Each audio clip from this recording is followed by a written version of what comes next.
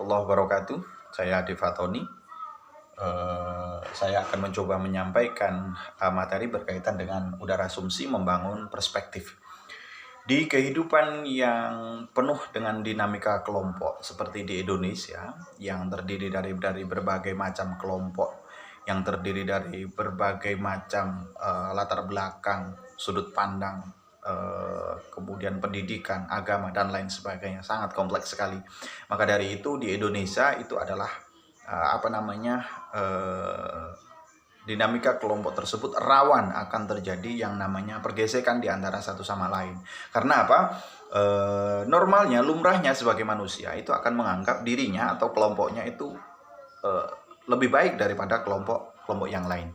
Nah, ketika kita itu memandang seseorang, memandang kejadian yang ada di lapangan itu sesuai dengan perspektif kita saja, berarti tingkat egois, itu berdasarkan asumsi kita itu sangat tinggi sekali. Ya, karena kita hanya memandang dari sisi kita saja. Ketika itu terjadi, ketika seseorang itu memahami atau menilai berdasarkan apa yang ada di benak kita saja begitu, atau terjadi asumsi subjektif begitu ya, entah itu entah itu sesuai dengan yang terjadi atau faktual, entah itu sudah berimbang, entah itu menyakiti dan lain sebagainya, itu tidak kita pedulikan ya. Yang penting kita akan menganggap bahwa kelompok kita atau diri kita itu lebih baik daripada kelompok lain atau orang lain begitu. Nah, di dalam udara asumsi membangun perspektif ini, goalnya adalah sebagai perangkat metodologis untuk membongkar kekeliruan bernalar karena asumsi awal yang tidak sesuai dengan fakta. Maka dari itu kita harus cari tahu dulu di lapangan kejadiannya seperti apa, baru kita bisa berkomentar. Karena realita itu sifatnya faktual dan netral. Seperti contoh, ada teh manis begitu.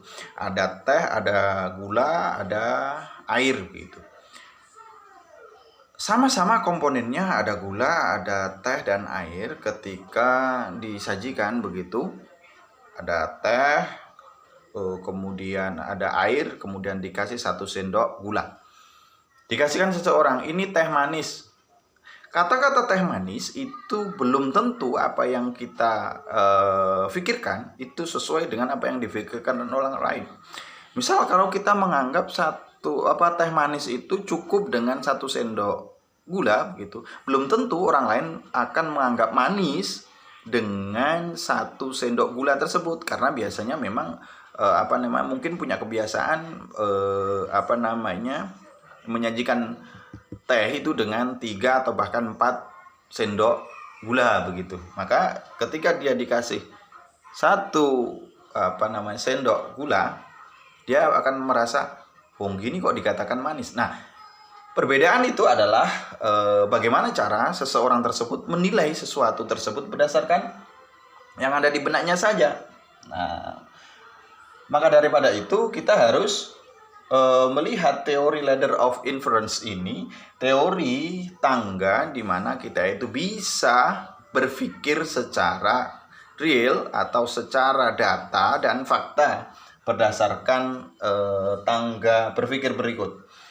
Yang pertama itu adalah kejadian yang nyata begitu, kemudian atau fenomena yang terjadi begitu. Kita tidak langsung menjustifikasi begitu, tapi kita harus mencari data dulu. Benarkah kejadian tersebut? Begitu. Kemudian ada added meaning. Setelah kita menemukan data lapangan begitu, pengumpulan data begitu. Setelah data terkumpul, kita maknai apakah yang kita temukan tersebut sesuai dengan fakta di lapangan begitu. Kemudian kita setelah berikan makna, kemudian kita akan berasumsi berdasarkan temuan-temuan data yang ada di lapangan tersebut. Nah, baru kita itu menyimpulkan berdasarkan fakta-fakta yang kita temukan di lapangan tadi.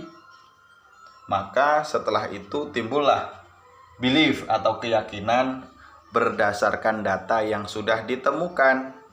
Nah, begitu. Kemudian lagi yang terakhir ada action atau tindakan berdasarkan step cara berpikir tadi. Bagaimana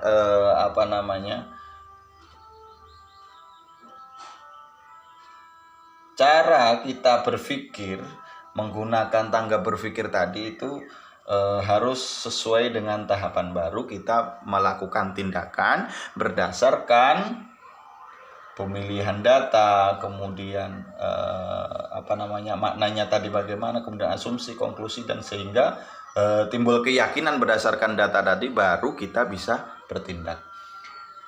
Di dalam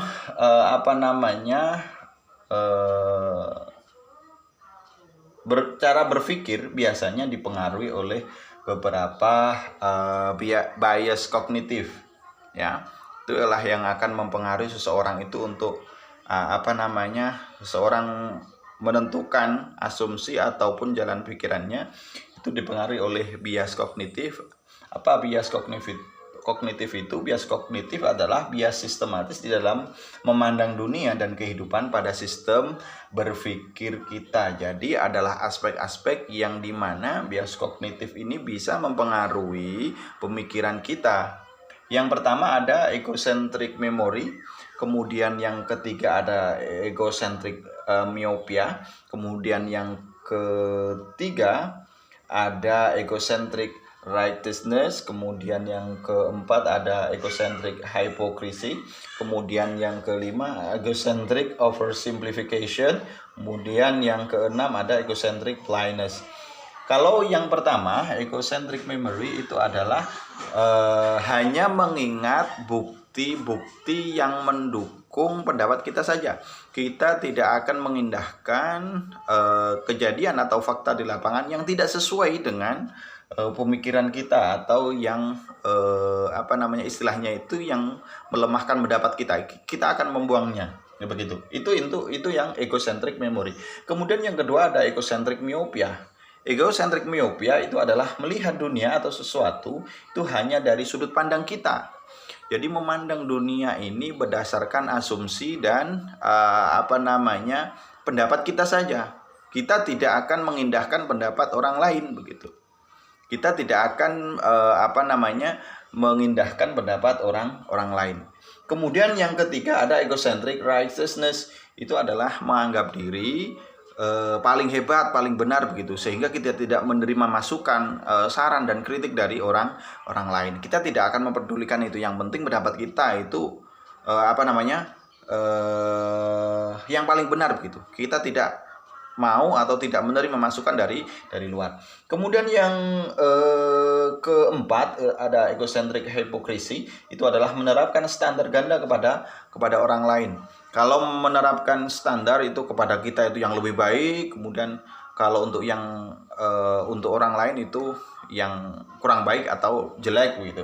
Kemudian yang kelima ada egocentric oversimplification, itu adalah terlalu menyederhanakan suatu permasalahan atau menyepelekan sebuah permasalahan, sehingga kita itu tidak langsung menyelesaikan permasalahan yang kecil itu, sehingga permasalahan-permasalahan kecil yang lain akan menumpuk atau terjadi lagi berulang-ulang, begitu, sehingga pada suatu saat nanti permasalahan-permasalahan yang kita sepelekan tadi itu akan menjadi bom waktu yang akan jadi bumerang karena tidak langsung diselesaikan. Nah, itu adalah egocentric oversimplification. Kemudian yang terakhir ada egocentric blindness, itu adalah kita itu tidak memperhatikan bukti yang berlawanan dengan keyakinan kita, atau kita hanya meyakini bukti yang sesuai dengan pendapat kita saja. Kita tidak mempertimbangkan pendapat atau fakta atau data atau bukti yang berlawanan dengan pendapat kita. Baik, seperti itu. Nah, lantas bagaimana untuk meminimalisir hal-hal tersebut? Itu dengan cara kalau yang datang itu adalah sebuah judgment, begitu, sebuah penghakiman, begitu, maka kita mengantisipasinya dengan open mind. Kita harus berpikiran luas, kita harus terbuka dan lain sebagainya. Kalau datangnya itu adalah voice of cynicism atau sinis, bagaimana kita itu menyiasatinya? Kita ya harus buka hati begitu. Nah, yang ketiga ada voice of fear, suara-suara ketakutan.